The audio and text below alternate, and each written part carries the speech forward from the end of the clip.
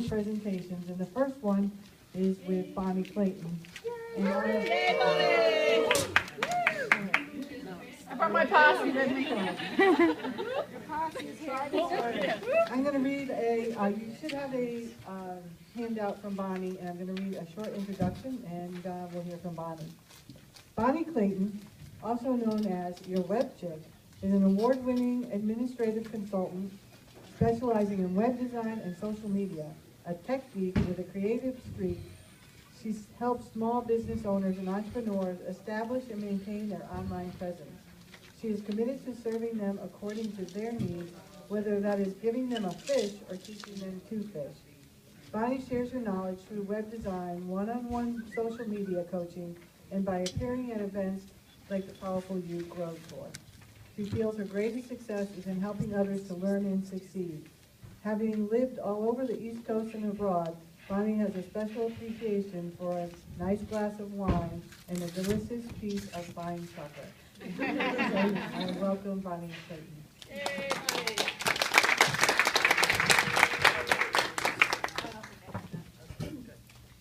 Can everybody hear me okay?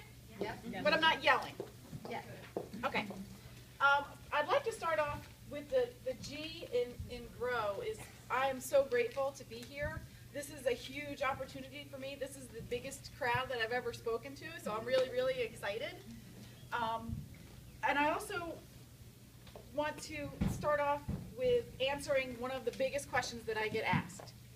Why do I need social media? Well, I always answer the same way. Well, there's 255 million people on LinkedIn. There are 550 users of Twitter, and Facebook has over 1 billion users, and all of them continue to grow daily. So if you could reach 1% of the users on Facebook, you would be reaching 10 million people. Do you want a piece of that? Yeah. Now, are you going to reach 10 million people on Facebook? Not likely. But I can guarantee you that you're not going to reach Facebook users if you're not on Facebook. Two things that I want you to keep in mind as I go through these seeds that you want to sow for social media. The first is that it's not just for attracting new clients. It is also for helping you retain existing clients. And I'm sure you all know the old business adage about it costs more to get one new client than it does to retain 5 existing ones. Mm-hmm. And the same can be said about social media. It costs you the same amount in time and effort to get one new client than it does for you to retain 5 existing ones.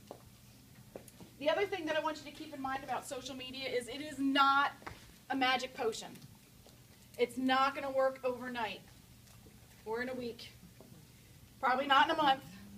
And I think the bamboo, I really resonated with a lot of the stuff that Sue said. The bamboo is a perfect example. You know, I've had clients come to me and go, man, you know, I did that social media thing. I did it for like 3 weeks. I didn't get one new customer. Okay? 3 weeks is not enough. It is not enough of an investment of a time to determine if it is something that's going to work for you. Sometimes it takes months for your Facebook page or your Twitter account to really take off. And you have to do it consistently and over time. Like a garden, you sow the seeds, you water, you tend, you nurture, and eventually you reap. You don't plant the seed and the next morning, hey, you've got a stalk this high. Doesn't happen like that in social media. So most of the seeds that I'm about to give you use Facebook terminology because that's the biggest player out there is Facebook. But the concepts that I'm going to give you really kind of translate to any social media channel. I did provide you with a easy peasy note sheet there. So if you want to take notes, seed number 1 is going to be honor the 80-20 guideline.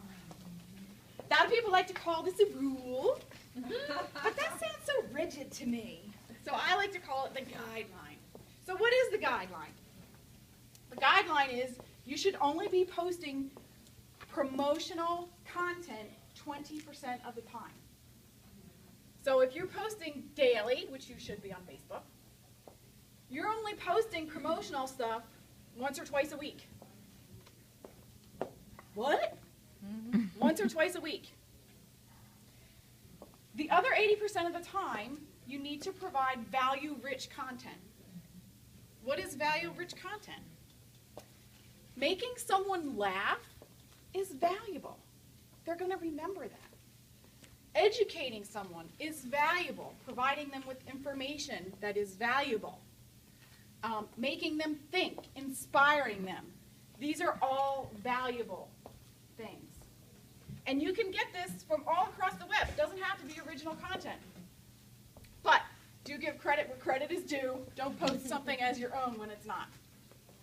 Seed number 2, post regularly, consistently, and at the right time.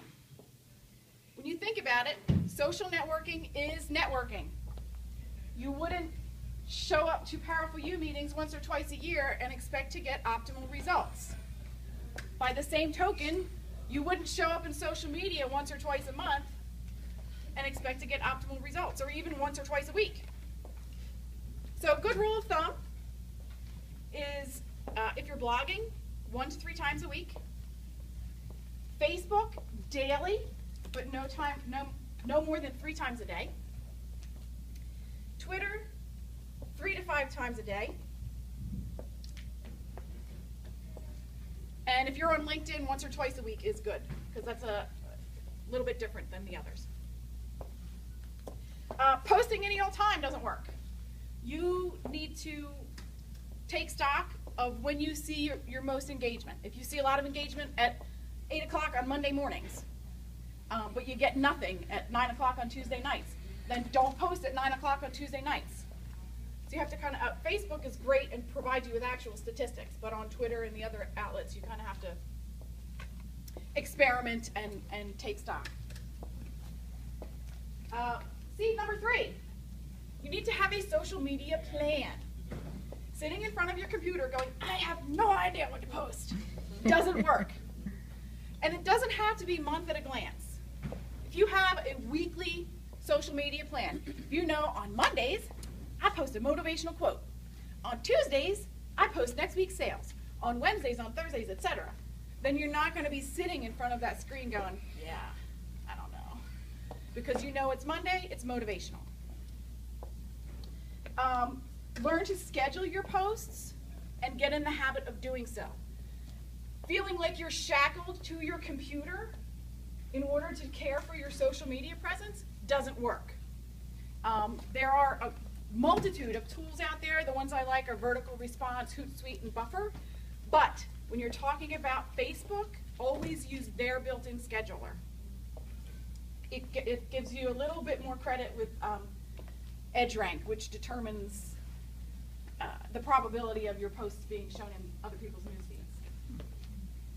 Seed number 4, participate and monitor. So you've got your social media plan, and you're in the habit of posting, scheduling your posts, but you can't just have the attitude, I built it, they'll come. You've got to sign into your channels daily, check and see, did I get any new likes, any new messages, any new comments? Because building online relationships works the same as building real life relationships. You have to establish a two-way communication by checking in on your social media channels, seeing if you've had any engagement, re-engaging with those people. You are building that two-way communication. Adding social media to your marketing campaigns can make a huge difference in your business, but it has to be strategic and deliberate. You don't just put it out there. Like with going back to the seed again, you don't just plop it in the ground and forget about it.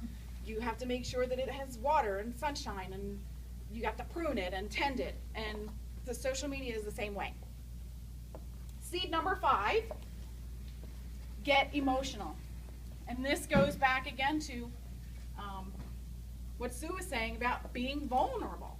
This is how you build a community. They see your brand as a person. It makes your brand memorable when you speak to the hearts and minds of your target audience. When you give your customers the emotional benefits of feeling like they're part of a community, you're able to tap into their joy and sometimes even their fear. My buddy Nicole DeFeo likes to say, show them the pain. When you show them the pain, when you get emotional with them, you know, your pain is, what's your pain right now, Karen? Getting advertisers for my magazine. Okay, getting advertisers for your magazine. So somebody might come along that has a brand new networking group. Karen's pain is she needs to meet new people so she can get new advertisers. I can relieve your pain by getting you involved in this networking group. So you show them the pain, you give them the relief, now you have an emotional connection with them. So to sum up, you need to connect with happy existing customers on social networks and utilize them as a gateway to others like them. Give them little bits of information that are valuable to them. Remember, make them laugh, make them think, and make them learn. Even if it's not directly related to your product or service. Shoot for real conversations, ask and answer questions, give and receive advice, and focus on the long-term outcome. Just as gardens are grown over time with consistent nurturing, your social media presence will be built over time with consistent engagement because it is a marathon and not a sprint. Awesome.